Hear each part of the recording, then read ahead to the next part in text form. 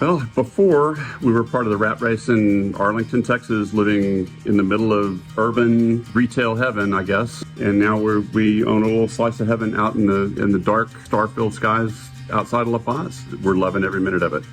Hey, Gen Max, you just met James, and his wife Barbara is not here right now in Mexico. We'll talk about that. They have, exactly as he mentioned, moved from like a big city suburb up in the United States to really, they've got about 5 neighbors here outside La Paz, which is where I live, but really it's part of a community called San Pedro. When I met James, I was like, oh, there's not very many gringos who move out to San Pedro. And then he told me all about his property and their life out here. And I was like, I get it. I get why someone would want to live out here. Oh my gosh, I love this place. That's what we're going to talk about today, is their journey down to Mexico over a period of probably a lifetime journey from the United States to Mexico, and then what they've got going on here. So you can take a look and see what's possible. And like I said, this is a little different from most of my videos because we're in a very rural area now. I grew up in Del Rio, and the family would go across the border and have dinner on the weekends and to Ciudad Villacuña. Got used to going into Mexico. We moved away from there, grew up in Corpus Christi, went to school there, bought a timeshare in Cabo about 35 years ago, and over time just grew to love the whole Baja Peninsula. Every time we'd go to Cabo, we'd rent a car, come up to La Paz area, go hunting for all the different things there are to see, Todos Santos, La Paz, the waterfalls up in the mountains, things like that. And eventually we decided that we wanted to move down here, so we got in touch with a realtor, and then on our vacations down here, we would look at properties and dream about what it is and where we wanted to live. On one of those trips, we came down and found this place and knew immediately that we wanted it. Before we left the property that night, we agreed to the asking price, and we made a formal offer on the place for what the gentleman was asking for that night. So these guys spent 35 years from the point that, or 35-ish years from the point that they got the timeshare in Cabo to the point that they moved here to this property. So this is their full-time home now. And it started with 1 weekend, 2 weeks, and 3 weeks, and now it's full-time. So let's go back a little bit to right before that, back in time before they pulled the trigger, and see what life was like maybe in the US and making that transition over to Mexico. In the States, I was a chef, and so I was working between 60 and 90 hours a week, depending on the week and depending on what was going on. And my wife works from home. She's a project manager, and she works the same amount of hours. So what they say about working from home is you never get away from work. And so she never got away from work, and I never got away from work. And we actually needed to move here so that we could learn to live together again.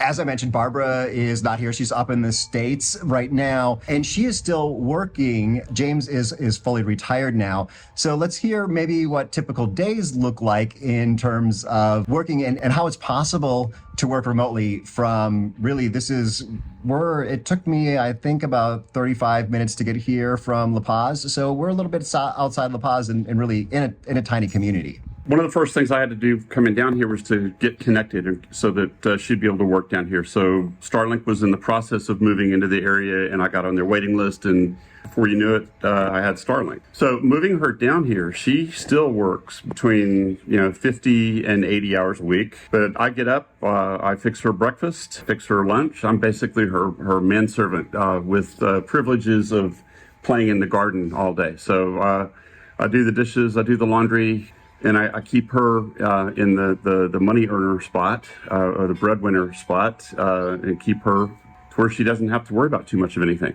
And then we enjoy the weekends when we can. We will either go to Todos Santos, there's some really nice beaches on the Pacific side, or go to the beaches on the Sea of Cortez side.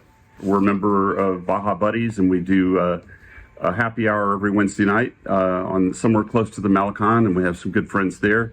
There's actually some Canadian folks that live in town a couple of miles from us, and there's a pretty good expat community out here in the sticks. So this is interesting because if you've watched the video with Tom and Tony, Tom is still a chef, but only in the winter or only in the summers. Interesting in terms of the relationship, very similar. That video will be up in one of those corners if you want to hear what they're like. And they're living in El Centenario, just outside La Paz. This is Cocoa, and Cocoa is subscribed to Almost Retired in Mexico.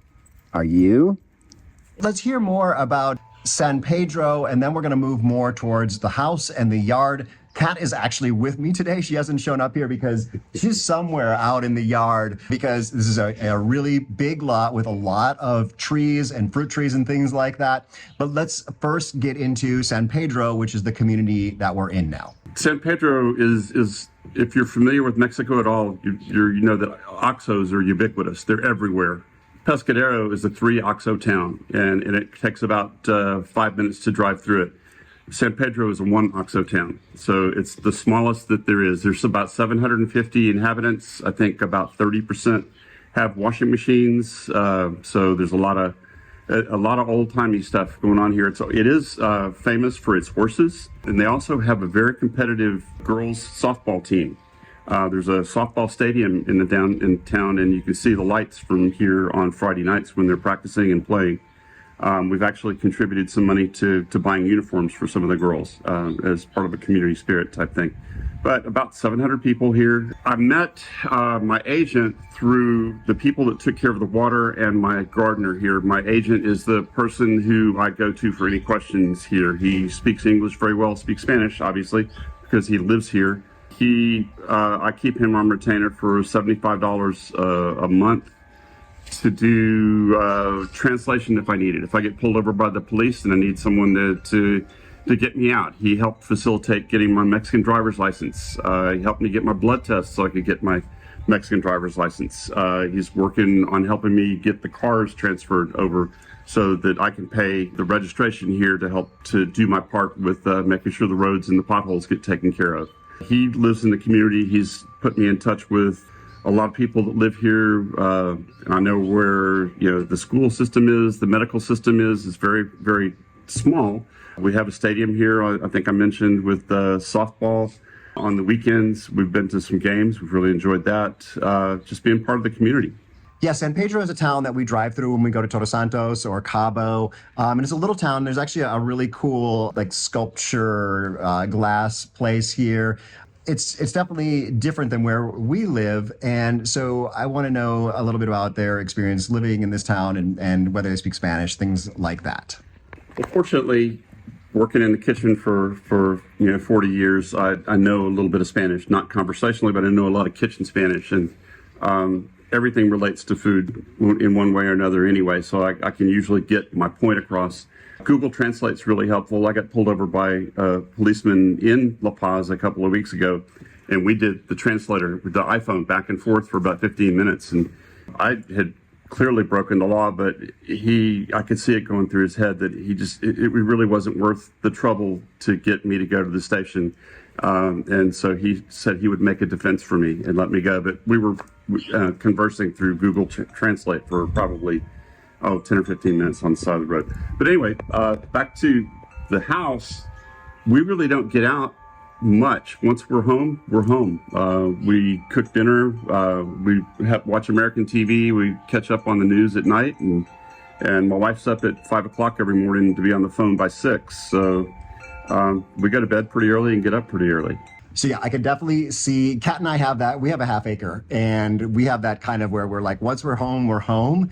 But here, this is so much bigger, and just it's really interesting. I would love to see how dark it gets here, because we are out here. So before we go and do a tour of the yard, let's look inside the house so you can see what it's like, and maybe also hear a little bit of history of this yard and house. Coming into the house from the highway, we tell everybody we live in a gated community, which there are actually 3 gates to get into our house. There's a gate on the highway, Highway 1, and then there's a gate that I keep locked about halfway back, and then we have the gates that actually access our property. But we come in at night, and we use the headlights to get to the front door to unlock the door, because it's pitch black here at night, and I hate leaving the lights on. But when you walk in, you've got our little kitchen to the right. It's a tiny kitchen, and for a chef, it's pretty bleak. But we make it work, and we're slowly but surely making it better, a little bit at a time. So the kitchen's to the right, the living area is to the left. My wife's office is a little deeper in to the right. It was one of the smaller bedrooms. The bathroom is straight ahead. I've got one bathroom inside the main house. I've got guest bathrooms out next to the asadero area. I've got a men's and women's and a sink like you see in a lot of restaurants in town. And then I've got a nice restroom upstairs in our suite, I guess you call it, our guest suite. And a little bedroom in the back left, and that's it, pretty much. It's much smaller than our house in the city was, but we have a lot of outside area. So we have a ton of outside area, and so we live outside a lot. Okay, so now this is the pièce de résistance, if I spoke French, I guess, is the yard. So let's walk around the yard, and actually we're gonna get Kat to come with us. She's out there, she's been looking at the yard the whole time. So let's take a tour of this hacienda or huerta or whatever we call it. Compound, yes. The desert section, the desert garden is right here. So we've got a couple of we call them our $1 million cactuses. We've got an organ pipe cactus here that's about 24 feet tall. I've got a saguaro type cactus. I'm not sure what the exact species is, but it's one of the ancient big, Western style cactuses. It's about 30 feet tall as well. Agaves, desert type plants in one area. Then I've got citrus trees and palm trees, and I've got a couple of guanabana trees and a guava tree in the second section over here. And I've just planted an olive tree. They say you plant olive trees for the next generation, so I'll probably never see olives from it. And then I've just planted a loquat tree new in this area over here.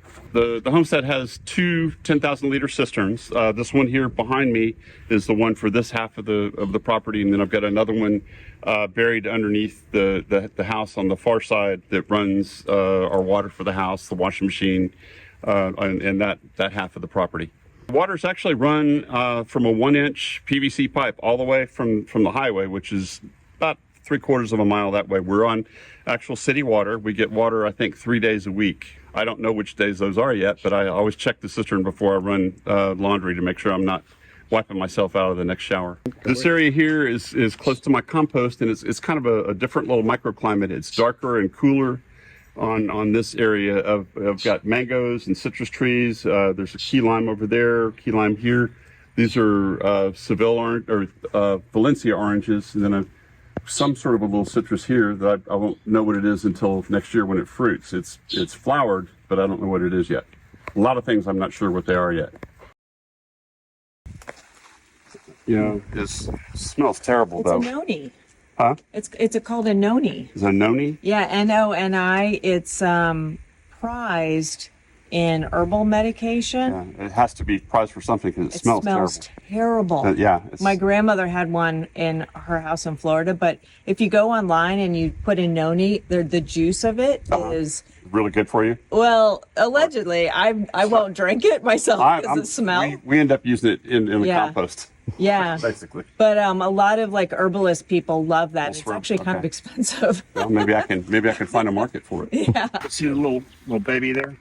Oh yeah. Oh, cute. Little pineapples. But that's about as big. They don't get much bigger than that. And then they fall off? So it's a wild pineapple. It's not an edible. That's a wild pineapple. We get back to my septic area, and I'll show you my pineapple field back there. Grill area. I've got to get out here and spend some time out here and get it cleaned up and get it operational. Look at the pizza oven over there. Yep. Do you ever use the pizza oven? Haven't yet. There's so much. It's just, I'm trying to get the yard under control right now. Yeah, I hear you. And needs working on, so it's a project that's underway.